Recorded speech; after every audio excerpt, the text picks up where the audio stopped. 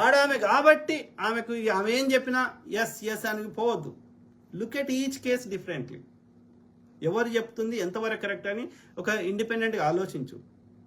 Just స్త్రీ కాబట్టి ఇక బ్లైండ్గా సపోర్ట్ చేయకు. అక్కడ స్త్రీకే సపోర్ట్ చేస్తుంది, పురుషుడు స్త్రీకే సపోర్ట్ చేస్తాడు. ఇదేమి అన్యాయం రా. మరి పురుషుడు ఎట్లా బతకాలరా భూమి మీద? మరి పురుషుడు లేకుండా స్త్రీ ఎట్లా పుట్టింది రాజా? పురుషుడు లేకుండా స్త్రీ పుట్టలే, స్త్రీ లేకుండా పురుషుడు పుట్టలే. కాబట్టి ఇద్దరు గొప్ప వాళ్ళే. They are created equal. అంటే ఎవ్రీథింగ్ ఈక్వల్ కాదు. They are uniquely talented. Both have their own importance. అంతేగాని ఐ టు ఐ కంపేర్ చేయకూడదు. It's against the nature.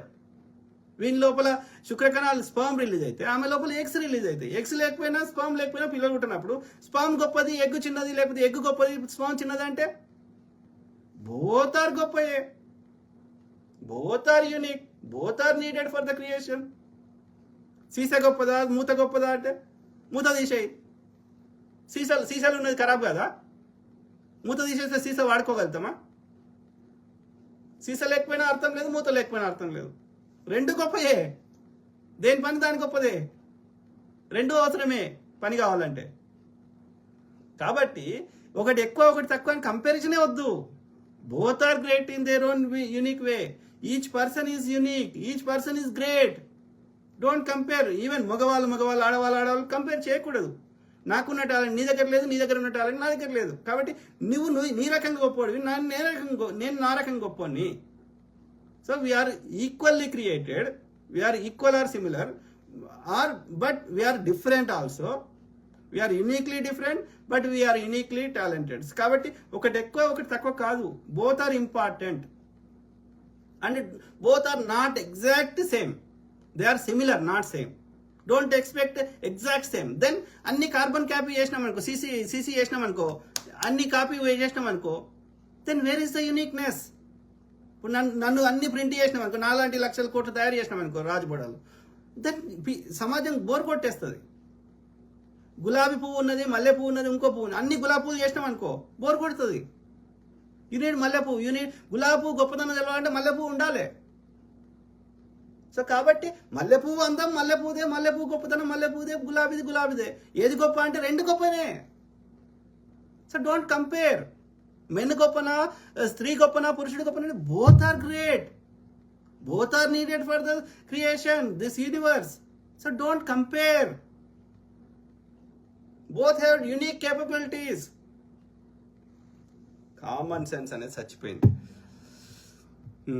Victim role play చేయడం చాలా ఉంది. మన సమాజము, మీడియా అందరూ స్త్రీని నమ్ముతున్నారు కాబట్టి అలా చేస్తున్నారు. ఐఎస్ అబ్యూజర్స్ ఉన్నారు. ఈ abusive women are abusing. Okay, దానికి కొంతమంది ఈ అబ్యూజర్స్ మద్దతు ఇస్తున్నారు. Let stop that. Okay, Krishnakumari garu అర్థం కావట్లేదు, కానీ బయట దేశాల్లో అలా ఉండదు. న్యాయం చూస్తారు. Yes, correct brother. న్యాయమే చూడాలి. లేకపోతే మగవాడికి వాడిని ఇట్లా చేస్తే వాడిని తిక్కలేసి ఈ అమ్మ ఏందిరా ఈ తలకాయ నొప్పని ఓడోడు కాలుస్తున్నాడు, చంపుతున్నాడు, పొడుస్తున్నాడు. మరి న్యాయం చేయకపోతే వాడికి తిక్కలేసినప్పుడు ఏం చేస్తాడు? వాడు అన్యాయం ఎక్కువైనప్పుడు వాడు ఏదో రకంగా ఆ ఫ్రస్ట్రేషన్ చూపెడుతున్నాడు. ఆ స్థాయికి రావద్దు అంటే మగ ఆడ డిఫరెన్షియేట్ చేయకండి. మొన్న ఉదాహరణ చూశారు కదా బ్రదర్, మీరు జానీ డెప్ అంబర్ హార్ట్ విషయంలో ఎవరైనా నమ్మారా? విచారణ చేసి ఎవరిది తప్పు అని జాన్ డెప్ గెలిచాడు కదా, ఆవిడ అంబర్ అబద్ధం ఆడిందని విక్టిమ్ రోల్ ప్లే చేసిందని ప్రపంచమంతా చూశారు. అది బహిరంగ విచారణ జరిగింది వారం రోజులు. Correct brother. తప్పు ఎవరైనా చేసే అవకాశం ఉంది, కానీ చాలా కేసులలో ఆడవాళ్ళే ఎక్కువ అబ్యూజ్ చేస్తున్న వాళ్ళు ఉన్నారు.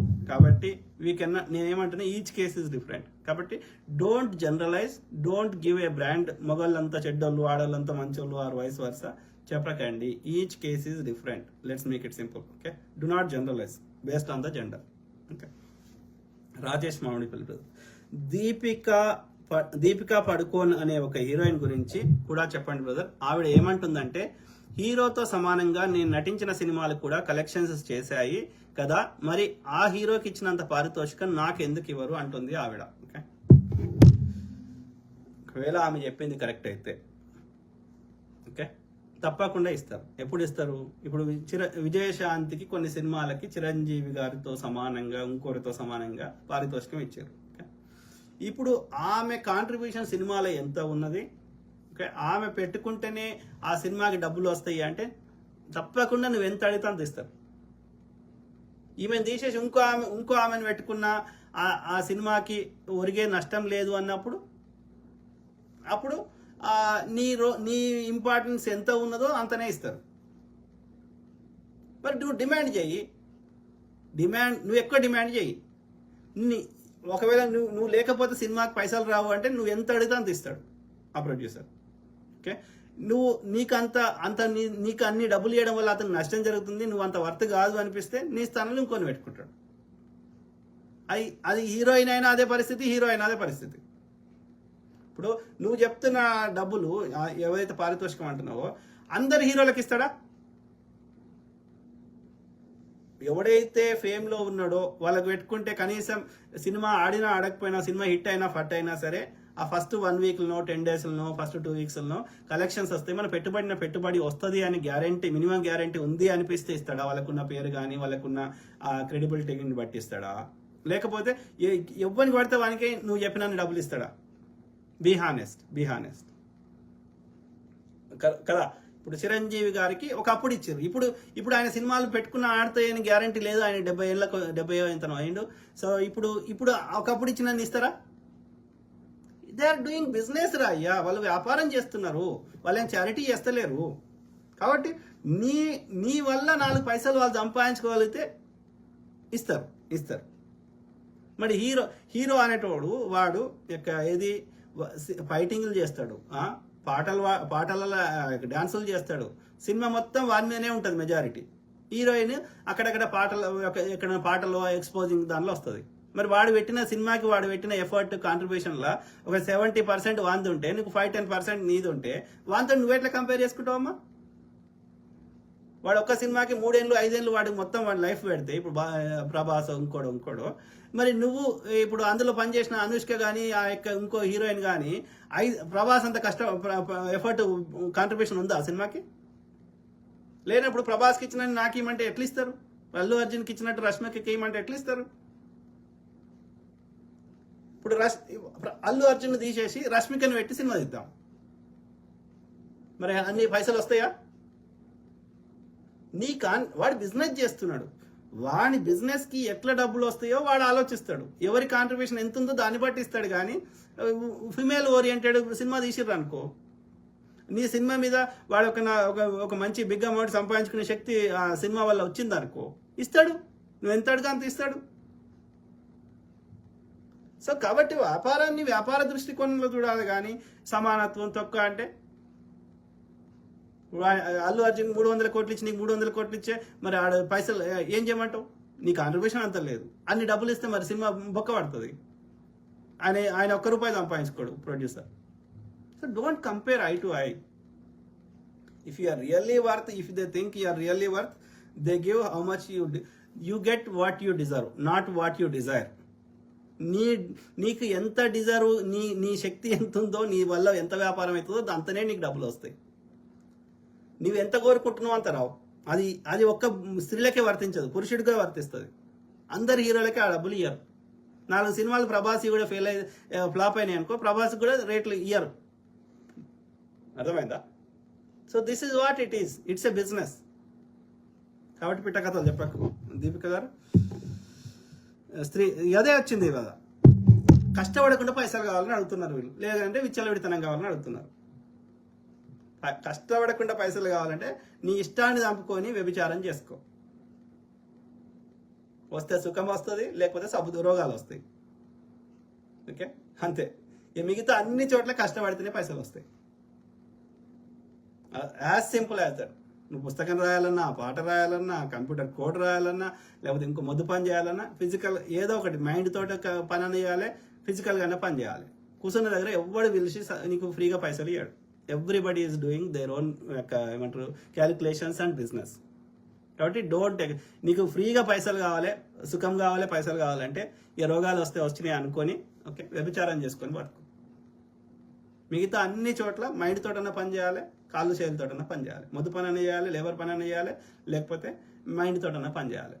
Don't expect easy money are free money. నీ వర్త్ ఎంత ఉంటే నీకు అన్ని డబ్బులు ఇస్తారు. మెన్కి ఇచ్చినంత ఈక్వల్ పే కావాలని అడుగుతారు. ఎట్లా ఇస్తారు? వాడు 100 బస్తాలు మోసే శక్తి వానికి ఉంటే, నువ్వు 5 బస్తాలే మోసే శక్తి నీకుంటే, వాడు గంటలో 50 బస్తాలు 100 బస్తాలు మోస్తే నువ్వు 2 బస్తాలు మోస్తా అంటే నీకు వానికి ఎట్లా ఇస్తారు సేమ్ పే?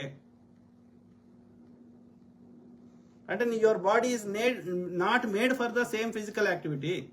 వాడి మొద్దు పని చేసినట్టుగా నీ శరీరం మగవాడి లేక చేయడానికి క్రియేట్ చేయబడలేదు, సేమ్ చేసే అవకాశం లేదు. Unless you're using a machine, ఒక క్రెయిన్ ట్రక్ నువ్వు నడుపుతున్నావు, మగవాడు నడుపుతున్నావు అంటే ఎస్ మిషన్ చేస్తుంది, బరువులు ఎత్తుంది కాబట్టి నువ్వు ఫిజికల్ చేయాల్సిన అవసరం లేదు కాబట్టి, అది మైండ్ తోటి చేసే పని కాబట్టి, ఆ కంట్రోల్స్ తెలుస్తుంది సరిపోతుంది కాబట్టి, నువ్వు కోడ్ రాస్తే అంతే కాబట్టి ఈక్వల్ పే ఉంటుంది సాఫ్ట్వేర్ ఇంజనీర్కో ఇంకొనుకో.